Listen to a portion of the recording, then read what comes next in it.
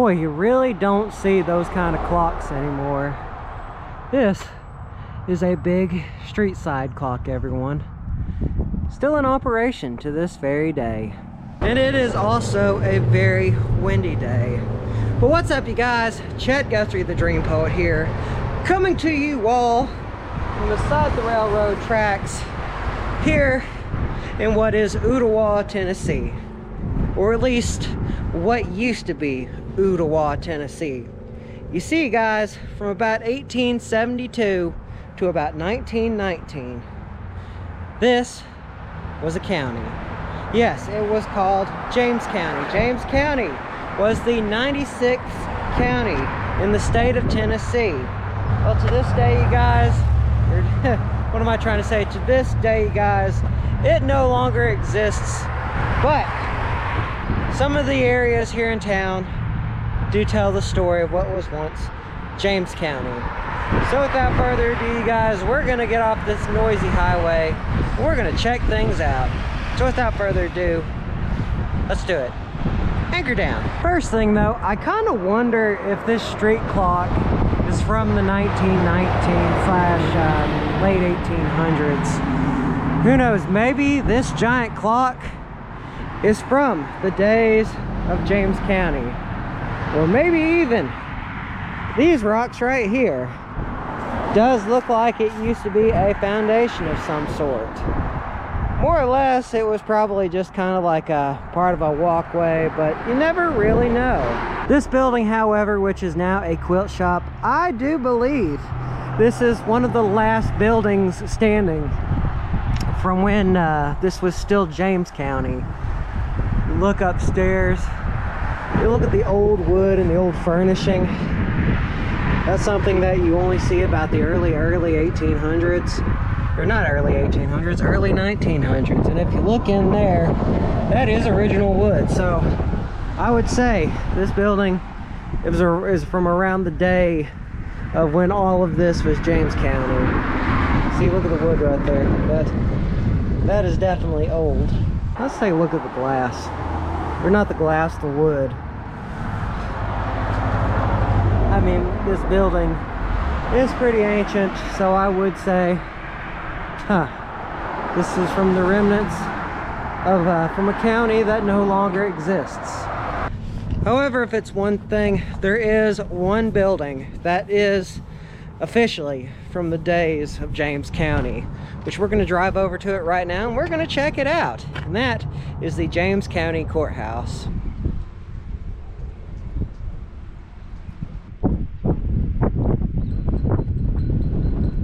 Alrighty, you guys, just over this bridge right here is the now defunct courthouse of James County. Now, this courthouse is not the original. Actually, there were two courthouses here prior to this one. One of them, the first one, burned in 1890, and the next one burned in about 1913. So, this courthouse right here, which is essentially now just a what they call Mountain Oaks Manor, was the first, well, no, the third courthouse in James County. And if y'all are wondering how James County got its name, it was actually named after a Methodist minister named Jesse James. Not to give confusion for the famous Western outlaw, no, he was a Methodist minister. Also, he was a big time activist. He was a really big contributing member in his community, and well, that's why they named James County after this minister. And this historical marker here tells everything that we need to know, or at least most of what we need to know about James County. Created out of rivalry of political factions during the Reconstruction period following the Civil War. James County consisted of parts of Hamilton and Bradley counties, plagued by political strife and supported mainly by farmers unable to provide for an adequate tax base. This 48-year history ended in bankruptcy and its territory became a part of Hamilton County. And that was the major issue of what happened to James County. For about 40 some odd years, this county existed in quite frankly, they could never get the right amount of financial stuff going on within the community. So over the years, this county just failed at a lot of things. There were about 22 schools that were a part of this old county before it was abolished. But other than that, the roads were absolutely atrocious. In fact, there's one historical record that states that it took one person in James County several hours just to get to their destination because the roads were so notoriously bad. And if you all want to know more, there were 3 communities that consisted of James County. Present day Ooltewah, Birchwood, and the last being Collegedale. But this is the third courthouse, the third courthouse of what was once James County, and it is still standing. And in fact, just up the stairs right here is the leftover sign from that time. James County Courthouse Commissioners E.D. Robinson, Chairman T.J. Smith, W.T. Lewis. This building erected 1913. And that, unfortunately, is the sad part about James County and this courthouse right here. Is you see, when those 2 courthouses burned back in 1890 and 1913, all those historical records were lost. And so a lot of this now defunct county's history is kind of cut and pasted. A lot of it's lost. A lot of the names in this area is just gone, which it's very, very sad. But we're gonna keep on driving, and there are a lot of cool things here in this area that I want to show you guys.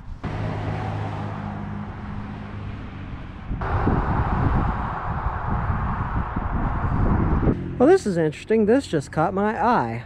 But this building right here that looks like it's built into the ground, that is actually an old well. I have not seen one of those since my great-grandparents were alive. I mean, which that could explain it, because this house looks like it is fairly old. That's really not what I wanted to show you guys. I wanted to show you all this.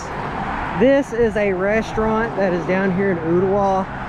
And now, you may think when you see this building that it is really old, but in all actuality, it was built only a few years ago.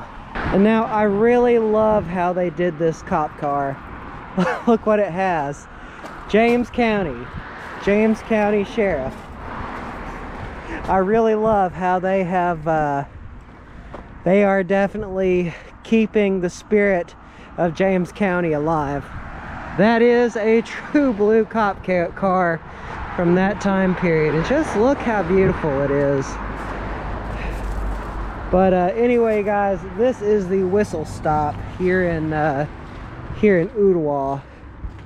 Sorry, I'm loving the fact that this cop car is reminiscent from the days of James County. Just look.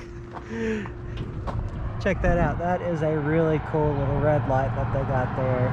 Yeah, you guys, I figured while we were out here, I thought we would stop by the old Whistlestop here in Ooltewah. I think this restaurant has been around for close to about 15 years now, and they were the ones who built this building, I do believe. So let's just check out some of the exterior while we're at it, shall we? First, I wanted to really check out this, look at the artwork in this. I love the mural that they have here. That is really neat.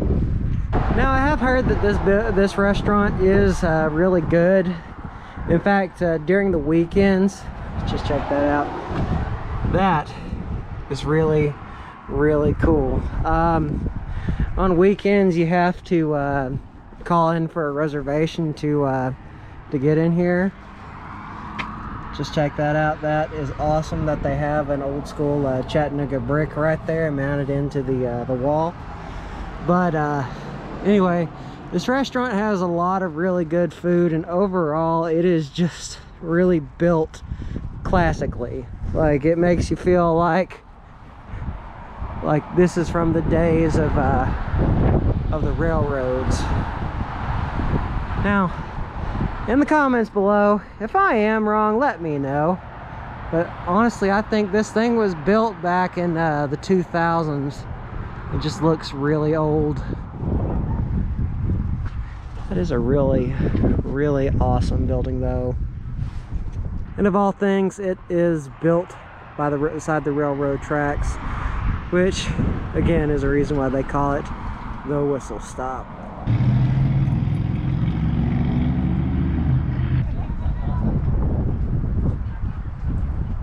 Gosh, it's windy. But anyway, guys, since we are in the area, I figured we would stop by and visit the Veterans Memorial Park here in Ooltewah. It is very impressive, so I thought we'd add it to the video. Let's check it out. Yeah, join me. No, correction, Collegedale. This is Collegedale, my bad. This is the Veterans Memorial Park of Collegedale. And that, my friends, my fans, my followers, is one large flag. That thing probably has to be about 2 stories tall from where we're standing. And this is the first statue that we've come across. Looks like this is, can't really see it on the hat there. Does look like a number, but he was from Tennessee. Now this piece right here may explain a little bit more. To those who served in the military while refusing to bear arms, thank you for defending your country in harmony with your conscience, your willingness to go into harm's way unarmed, demonstrating a faith that inspires all Americans. Thank you for not refusing to serve. Oh, well, I had a moron moment. This is Desmond Doss, the veteran whom Hacksaw Ridge is based off of. I did a video on that, gosh, a few years ago, well, last year. I'll put the link to that. I mean, he tells a very, very impressive story. Least we not forget, greater love hath no man than to lay his life down for his country. Yes, thank you, Mr. Doss. And here is another one dedicated to the combat medic, Desmond Doss. Again, he refused to not step down. He went against what his superiors told him, and he kept on taking care of the people that he was in charge of. It's like this statue right here. It had a broken leg, and obviously if you look at it enough, that is bamboo. So yes, this is Desmond Doss doing his job. It says during battle, the medic was often the difference between life and death. And that is very much true. You know, I feel like I'm 2 feet tall in front of this thing. This is one big flag. And now here's more of a statue of Desmond Doss, Corporal Desmond Doss. And he, if people don't know the story, he was also a Congressional Medal of Honor recipient. He got it the 12th of October 1945. I am proud of you. You really deserve this. I consider this a greater honor than being president. And that was from Harry Truman. And here's a little bit more about Desmond Doss, President of the United States of America. Authorized the Act of Congress the 3rd March of 1863. Is awarded the Name of Congress Medal of Honor to Desmond T. Doss. Private First Class, United States Army Medical Detachment, 307th Infantry, 77th Infantry Division. And this further tells more of this this larger-than-life man's dream, or his larger-than-life dream. Now let's check this out. This is a tank that they have here at the Memorial Park. I don't think I've ever been up close as I ever have been with this one. You can actually see the wheels and whatnot, which make this thing go. This thing is big. I forgot like how many tons one tank weighs. but I imagine while this thing was in operation, it could go through anything, and it could probably destroy anything as well. Now there's a kid on top of it, don't know how I feel about that, but that is an amazing piece of history right there. That's a pretty awesome tank. And now this marker right here tells a little bit more about this tank. It is an M48A5 patent tank. Over 11,700 patent tanks were built between 1952 and 1959, and it has a British 105mm powered by 750 horsepower diesel engine. So, long story short, this thing can go boom boom, like really big boom boom. Well, across the way from where that tank was, here's another cool, interesting piece of history. These cannonballs were retrieved from the James River in Charles City, Virginia, near Williamsburg, sites of both Civil War and Revolutionary War battles. So these cannonballs right here, more than likely they were from the Civil War. It's really cool that they have that out here. And here in the Veterans Memorial Park, they also have a flag dedicated to those lost, or those who were simply forgotten about or never found, which the POWs. The soldier above all others prays for peace, for he must suffer and bear the deepest wounds of the scars of war. General Douglas MacArthur. And this is really beautiful. Here's a flag, dog tags, a helmet, and right beneath it of all this is the U.S. Constitution. MIA. Missing in action. Your fate may never be known. Your families may never have their questions answered. However, we live better lives because of your service and sacrifice. You will not be forgotten. So let's see what the next one. Oh, the POW. Prisoner of war, your suffering as a prisoner of war can never be understood. Death might have been easier and even welcome for you during your captivity. Your bravery and courage continue to inspire. May you be examples of steadfastness never fade in our memories. And these last one, missing in action, or no, killed in action. You pay the ultimate price. You gave your life that we might be free. You cannot know the benefits your sacrifice made possible. We shall always be grateful to you. And across from that, there is even a Navy jet fighter. This is kind of why I've driven past this park before, but I've never actually gone up and taken a look at some of the stuff that they have out here. That is one large fighter jet. Wonder when it last flew. That's a question that I don't think I'll ever have answered. And now this monument, this one actually isn't all that old. This one was from July 16th, 2015, and what had happened is a man, or some psychopath, had gone crazy and he killed 4 Marines and a Navy officer. It was a very sad story. I might do a video on it in the future, just out of due respect, or to pay my respects to these men that gave their lives. That is a beautiful way to remember them. That is very beautiful. At the park, they also have this fighter jet. Well, not fighter jet. This helicopter. Again, I wonder when this one last flew. Just check out the size of those blades. A lot of bird poop on it. And there's 2 little blackbirds sitting there watching me. They're wondering what I'm doing. Check out the size of those guns, by the way.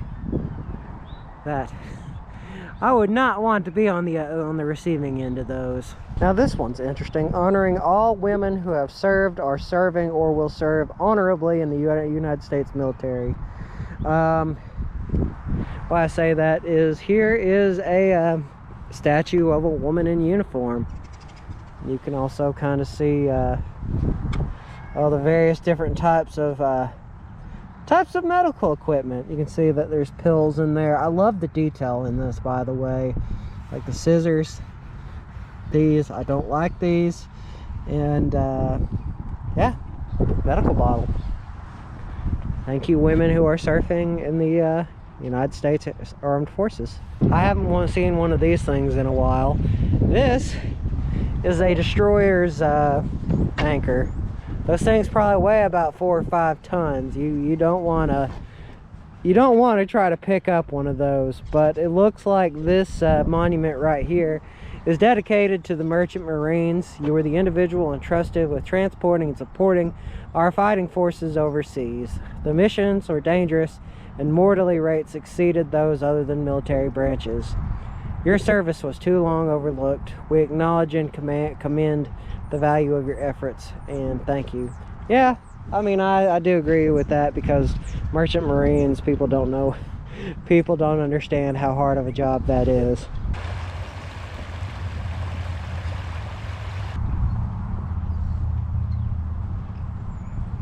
Well, anyway, you guys, this was a fun video to make, especially paying my respects here. It was awesome seeing what remains of James County, the 96th county of Tennessee. Now it's known as the Lost County of Tennessee. Plus this Veterans Memorial Park is just beautiful, especially when actually you come out here and check it out. But anyway, you guys, that's gonna be it for another vlog. Remember, don't forget to subscribe and hit the bell icon. Always means a lot. Goes to show that y'all care and that y'all want to see more awesome videos. So without further ado, you guys, vlog over.